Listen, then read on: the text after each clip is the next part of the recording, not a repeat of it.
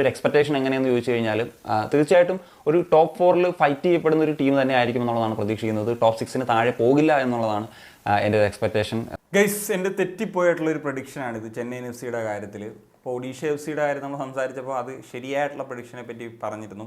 ഇതൊക്കെ ഒരു പ്രോബബിലിറ്റിയാണ്. നമ്മൾ സംസാരിക്കുന്ന പല കാര്യങ്ങൾ അതനുസരിച്ച് കറക്റ്റായിട്ടും വരാം, ചിലപ്പം എൻ്റയർലി ഡിഫറൻ്റ് ആയിട്ടും സംഭവിക്കാം എന്നുള്ളൊരു കാര്യം ആദ്യമേ പറഞ്ഞുകൊണ്ട് തുടങ്ങുകയാണ്. പിന്നെ നമ്മൾ ആ തെറ്റുകൾ അംഗീകരിച്ചാൽ മതി എന്നുള്ളതാണ്. പിന്നെ ഇപ്പോൾ നമ്മുടെ ഇഷ്ടപ്പെട്ട ക്ലബിൻ്റെ കാര്യത്തിൽ കൂടുതൽ വിമർശനങ്ങൾ വരുമ്പോഴും ചിലപ്പം അത് തെറ്റിപ്പോകുന്ന തരത്തിലേക്കൊക്കെ വരാം. പക്ഷേ നമ്മൾ വിമർശിക്കുന്ന കാര്യങ്ങൾ കൂടുതലും ശരിയായിട്ട് വരുന്നു എന്നുള്ളത് വിഷമിപ്പിക്കുന്ന കാര്യമാണ്. കാരണം എന്ന് വെച്ച് കഴിഞ്ഞാൽ അത് ക്ലബിനെ സംബന്ധിച്ചിടത്തോളം നല്ലതല്ലല്ലോ. എന്താണെങ്കിലും നമ്മൾ വിഷയത്തിൽ നിന്ന് തെന്നി മാറുന്നില്ല, യഥാർത്ഥ വിഷയത്തിലേക്ക് വരാം. ചെന്നൈയിൻ എഫ് സി എന്ന് പറഞ്ഞിട്ടുള്ള ക്ലബ്ബ്, അവർക്ക് ഈ സീസൺ കംപ്ലീറ്റ്ലി പാളിപ്പോയിട്ടുള്ളൊരു സീസൺ തന്നെയായിരുന്നല്ലോ. അപ്പോൾ അതിനെ പറ്റിയിട്ടാണ് നമ്മൾ ഇന്നത്തെ ഒരു വീഡിയോയിൽ സംസാരിക്കാനായിട്ട് പോകുന്നത്.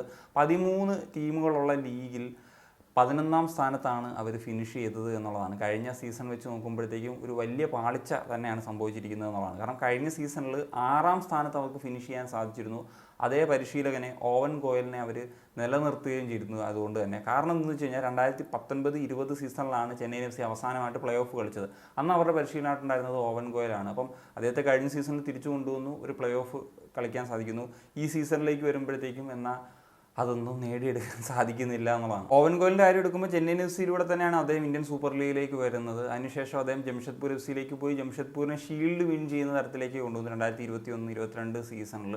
സോ ആ ഒരു തരത്തിലൊരു പ്ലാനിങ്ങിലാണ് വീണ്ടും ചെന്നൈയിൻ എഫ് സി ഇദ്ദേഹത്തെ തിരിച്ചു കൊണ്ടുവരുന്നത്. അതുപോലെ തന്നെ നല്ല തരത്തിൽ ഫീഡ് ചെയ്തിരുന്നു ഒരുപാട് പ്ലെയേഴ്സിനെ. ഈ ട്രാൻസ്ഫർ ജാലകത്തിൽ സമ്മറിൽ ഏറ്റവും കൂടുതൽ താരങ്ങളെ കൊണ്ടുവന്നിട്ടുള്ള ഒരു ടീം തന്നെയായിരുന്നു ചെന്നൈയിൻ എഫ് സി. പക്ഷേ ഏറ്റവും പ്രധാനപ്പെട്ട കാര്യം ഇവരെ ഒന്നും എഫക്റ്റീവായിട്ട് യൂട്ടിലൈസ് ചെയ്യാനായിട്ട് സാധിച്ചിട്ടില്ല എന്നുള്ളതാണ്.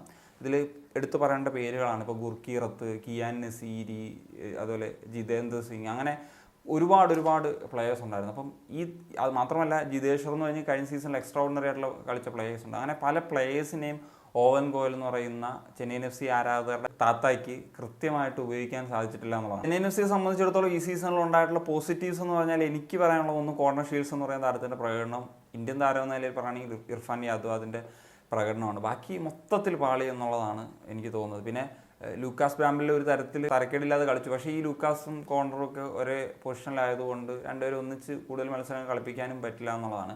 അറ്റാക്ക് ആണെങ്കിലും ഡിഫൻസ് ആണെങ്കിലും മൊത്തത്തിൽ ഒരു പാളിയതായിരുന്നു എന്നുള്ളതാണ് ഏറ്റവും എടുത്ത് പറയേണ്ടത്. ഇപ്പം ചീമയും വിൽമർജിലിനെയൊക്കെ കൊണ്ടുവന്നിട്ട് അവരൊന്നും എഫക്റ്റീവായിട്ട് വരുന്നില്ല എന്നുള്ളതൊരു കാര്യം തന്നെയാണ്. അതുപോലെ തന്നെ ഡിഫൻസിൻ്റെ കാര്യത്തിലും ഒരുപാട് പാളിച്ചകളുണ്ടായിരുന്നു. പിന്നെ പറഞ്ഞല്ലേ ടാക്റ്റിക്കലി നോക്കുകയാണെന്നുണ്ടെങ്കിലും ഓവൻ ഗോയൽ എക്സ്പോസ്ഡ് ആയി എന്നുള്ളതാണ്. അതിലിപ്പോൾ മുഹമ്മദ് അൻസിനെതിരെ 2 മത്സരം വിജയിക്കാത്ത ഒരേ ഒരു ടീമായിരിക്കും ചെന്നൈയിൻ എഫ് സി. HFCക്കെതിരെ തോറ്റു, കേരള ബ്ലാസ്റ്റേഴ്സിനെതിരെ 2 മത്സരം തോറ്റു, ഈസ്റ്റ് ബംഗാളിനെതിരെ 1 മത്സരം തോറ്റു. ഞാൻ പറയുന്നത് ഈ സീസണിൽ താരതമ്യേന മോശം പ്രകടനം നടത്തിയിട്ടുള്ള ടീമുകളാണ്. അവർക്കെതിരെ ഇത്രയും വലിയൊരു സ്കോഡൊക്കെ ആയിട്ട് വന്നിട്ടൊന്നും നേടാൻ പറ്റിയില്ല എന്നുള്ളതാണ്. ഇന്ത്യൻ പ്ലേയേഴ്സിൻ്റെ കാര്യത്തിൽ ഞാൻ പറഞ്ഞല്ലോ യൂട്ടിലൈസ് ചെയ്യാത്ത പ്രശ്നമാണ്. എന്നാൽ വിദേശ താരങ്ങളുടെ കാര്യത്തിൽ റിക്രൂട്ട്മെൻറ്റ് തന്നെ മൊത്തത്തിൽ പാളി എന്നുള്ളതാണ്.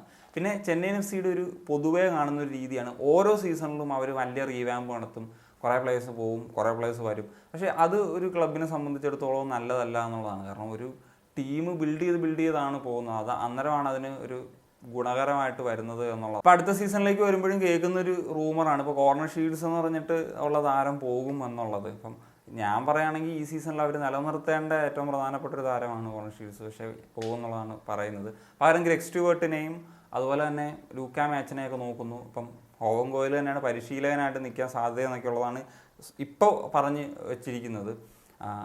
ഇപ്പോൾ ഗ്രെഗ് സ്റ്റുവർട്ടാണെങ്കിലും ലൂക്ക മാച്ചിനാണെങ്കിലും നല്ല പ്ലെയേഴ്സ് തന്നെയാണ്, ആ കാര്യത്തിൽ സംശയമില്ല. പക്ഷേ അവർ ആ പ്രൈമിൽ നിന്ന് താഴേക്ക് പോകുന്നൊരു സാഹചര്യത്തിലാണ് ഉള്ളത്. അവരുടെ ഏജ് ഫാക്ടേഴ്സൊക്കെ ഉണ്ട്, ഇഞ്ചറി ഫാക്ടേഴ്സൊക്കെ ഈ കഴിഞ്ഞ സീസണിൽ നമ്മൾ കാണുകയും ചെയ്തതാണ്. പിന്നെ ഓവൻ ഗോയലിൻ്റെ കാര്യത്തിൽ ഇനിയും ഒരു പരീക്ഷണം നടത്തണമെന്നുള്ളതാണ്. പ്രത്യേകിച്ച് ഇപ്പോൾ സൂപ്പർ കപ്പിലുള്ള ദയനീയ പരാജയം എന്നുള്ളതാണ്. കാരണം 2 വിദേശ താരങ്ങളായിട്ട് കളിച്ചിട്ടുള്ള മുംബൈ സിറ്റി എഫ് സിക്കെതിരെ 6 വിദേശ താരങ്ങളായിട്ട് പോലും കളിച്ചിട്ടും 4-0 തോൽവിയൊക്കെയാണ് നേരിടേണ്ടി വന്നത്. അതാണ് ഞാൻ പറഞ്ഞത്. ഇപ്പം കോർണർ ഷീൽഡ്സ് ഒഴികെയുള്ള എല്ലാ വിദേശ താരങ്ങളെയും മാറ്റിയിട്ട് പുതിയ താരങ്ങളെ കൊണ്ടുവരിക, ഓവൻ ഗോയലിനെ ഏറ്റവും പ്രധാനമായിട്ട് മാറ്റുക. ഇന്ത്യൻ പ്ലേയേഴ്സിൻ്റെ കാര്യത്തിൽ എൻ്റെ അഭിപ്രായത്തിൽ അത്യാവശ്യം നല്ല സ്കോഡൊക്കെ ഉണ്ട്.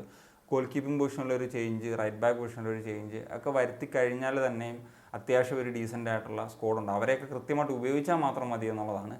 ഇപ്പോൾ എന്താണ് ചെന്നൈയിൻ എഫ് സിയെ പറ്റിയിട്ടുള്ള ഈ ഒരു സീസണെ പറ്റിയിട്ടുള്ള നിങ്ങളുടെ ഒരു അഭിപ്രായം? വേറെ എന്തെങ്കിലും നിങ്ങൾക്ക് ആഡ് ചെയ്യുകയാണെങ്കിൽ തീർച്ചയായിട്ടും കമ്പോസ് ചെയ്യാൻ ഒരു കണക്ഷൻ സൈനിക.